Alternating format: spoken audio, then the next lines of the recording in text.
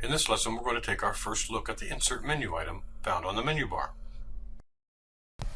There are so many fun things that you can do with the insert panel that it's a little bit hard to really kind of limit what I want to talk about here, but I am going to try to keep to a schedule and not get too wrapped up in here.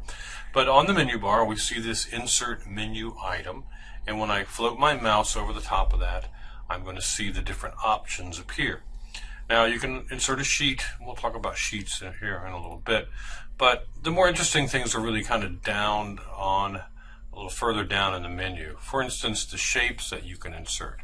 Now basic shapes like rectangles and circles, you can draw those. There's a tool in the toolbar that allows you to do that. But rounded rectangles, triangles, and polygons can be a little more difficult.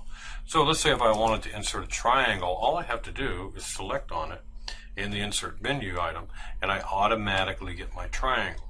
I also get to see a little bit of a preview of how things work within the Adobe Roam interface. You notice my little triangle here has a bounding box that separates around it. You notice it has control points that define the bounding box itself, and then some little control handles in here that allow me to do things like, change sizes and radiuses. And if I look at my edit bar, I can even do more.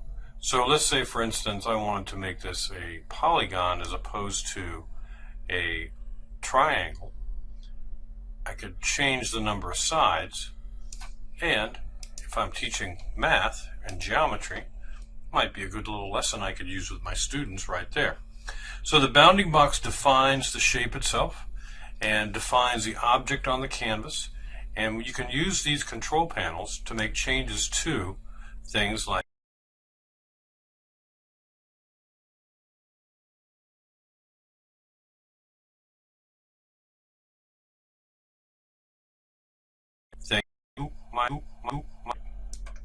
and then if I grab from the corner, I can even rotate an object around its axis.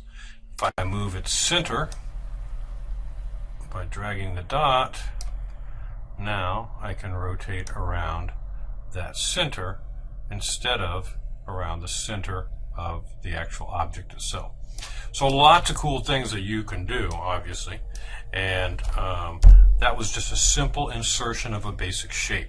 So there are many additional ones besides the basic shapes. You've got complex shapes that you can place in. You've got arrows, speech bubbles, puzzle pieces, and some very interesting symbols that you can get into, say for instance warning signs.